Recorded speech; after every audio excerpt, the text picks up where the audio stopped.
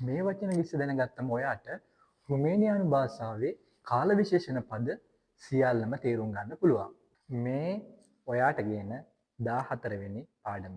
අද, Azi, ඊයේ, ieri, හෙට, mâine, දැන්, acum, පස්සේ, එහෙමත් නැත්නම් පසුව, mai târziu, ඉක්මනට, එහෙමත් නැත්නම් ඉදිරියේදී, în curând, හැම විටම, එහෙමත් නැත්නම් නිරන්තරව, mereu, සාමාන්‍යයෙන්, පොදුවේ, de obicei, නිතර, එහෙමත් නැත්නම් බොහෝ විට, des, සමහර විට, uneori, අල්ප වශයෙන්, rar, කිසි දිනක නැහැ, niciodată, දිනපතා, în fiecare zi, සතිපතා, în fiecare săptămână, අවුරුදු පතා, în fiecare an, අද උදේ, azi dimineață, ඊයේ රාත්‍රියේ, aseară, ඊළඟ සතියේ, săptămâna viitoare,